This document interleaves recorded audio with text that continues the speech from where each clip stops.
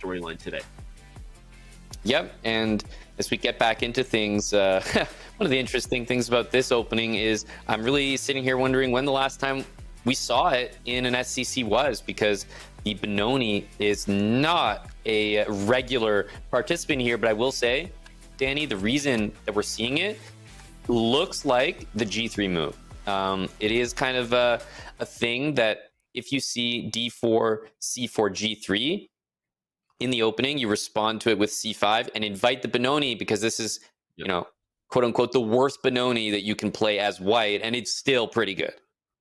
Yeah, and I love that you said that, because it's the worst Benoni you can play as white, and black is still at least slightly worse. But yeah, the Benoni structure, that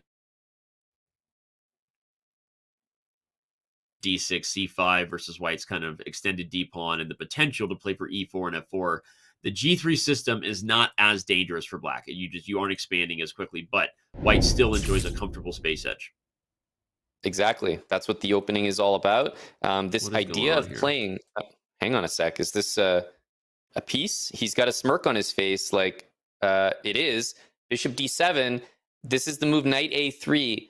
It stops B5. And the reason it's so good is you can't actually make B5 happen because you need D7 to support it, but you also need that square for your knight. And this is what we're talking about. This Benoni is such a frustrating opening. I understand why Fabi played knight H5 and quickly, Danny, because he trapped his own knight, plain and simple.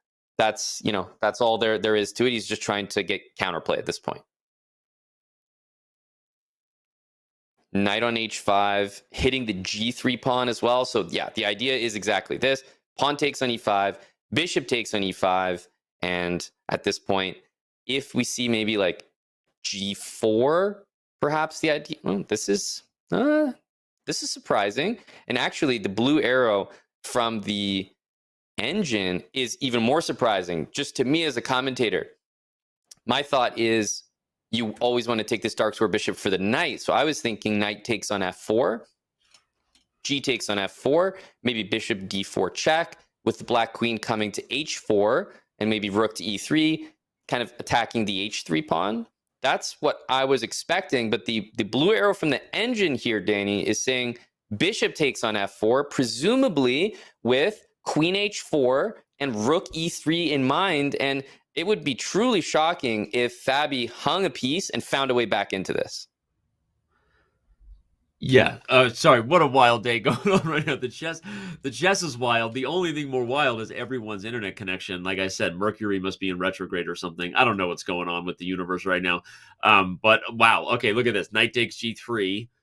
The miss instead of the line you said. And yeah, initially I was thinking knight takes F4, but computer was saying, hang on, bishop takes on F4, which is unusual because why would you not want to maintain your dark square bishop at the end of the line? So I totally understand what Fabi is thinking, but you just don't get to do it. Bishop E5 is going to be met by knight C4, bishop D4 check by E3. There's no way to keep that bishop just dominating on those dark squares the way you'd like. So for that reason, Magnus is definitely far ahead, but has to be said, despite Fabi's, let's call it, maybe connection issues, Danny, and then also here spilling into his chess as well, hanging a full piece, I will say Magnus has blundered in a number of games in moments where you'd be shocked that he did.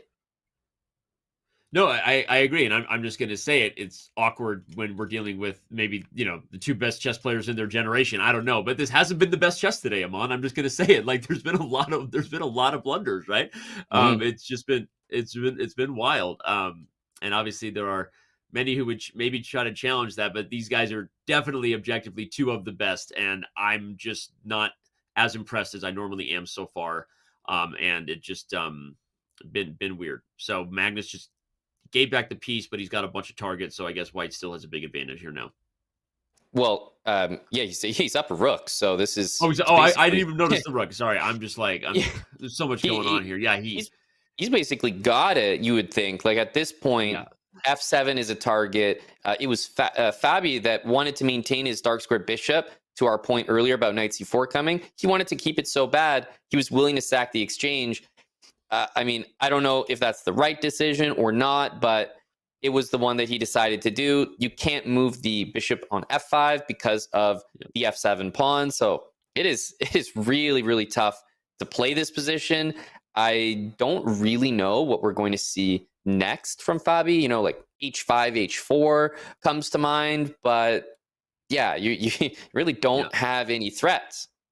I mean, you're down a rook. And by the way, the knight coming to c4 wasn't just useful because it hits d6 and guards e3, but it also opens up the a3 square for the rook, not only to swing across the third rank, but maybe to go to b3. So Fabi is going to realize very quickly that being down a rook is probably just too much, even if he, solidifies the bishop or whatever else. So, yeah, that's actually a great point, Danny, because I was looking at b5, and that's the answer. It's that rook a3 move, I think. We're hitting the bishop before you have time to cement with h5, h4, and that's why we're seeing different reactions. But rook a3 is actually a key defensive resource, and that was a big spot.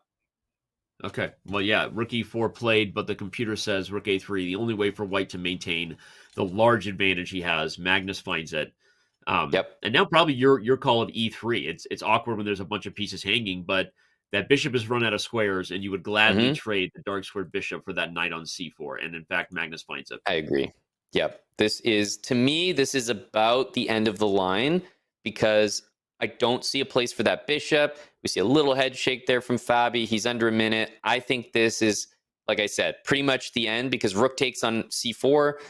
Just take on f4. At that point, you start to have a conversation of like, this is a full rook, and knight d2 and e4 I'm expecting just to kind of seal things.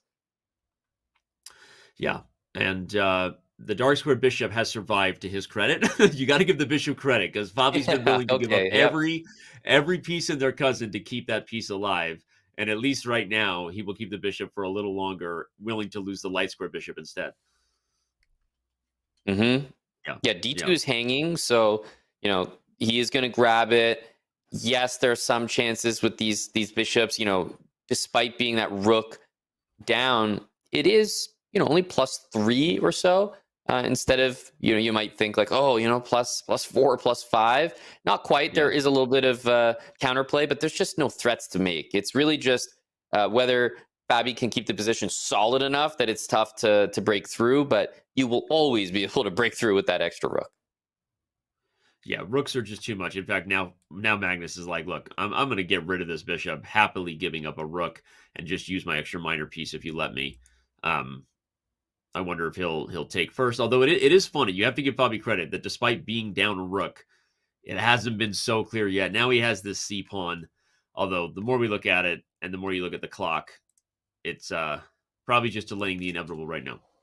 Yeah, the clock is really telling the story here. There's also a few situations where you might be able to make use of rook takes e5 with the idea of getting the queen to h6. Even better. Don't even need to take the bishop to make it happen because of the back rank threats. Queen f4 looking to play queen h6, but also picking up the dangerous c pawn, which was really the only semblance of counterplay. Yeah. And now rook takes e5 is going to be back on the agenda. If you you're into it, queen get rid e7 of the bishop. Maybe. Oh, queen e7 is just like did you eat your breakfast this morning? You spotted a couple nice ideas, with that the knight maneuver earlier in the game and now at the first game and now queen e7. I like it. Yeah, had the Wheaties, Danny. You did. You hit those Wheaties, and I love it. All right. Well, Magnus taking a minute to figure out how he wants to convert on his full rook advantage. He loves Amon Hambleton's queen e7. I was going to say, I still expect that bishop to just leave the board at some point, and now you're just up a piece. Yeah. You have the d pawn here, which you're just going to play rook d1, d7, and he does even better, rook a1. Yep.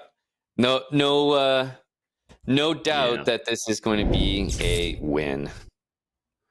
And is that the game that takes us to our halfway point, or we get one more? It looks like one more squeezed in before we officially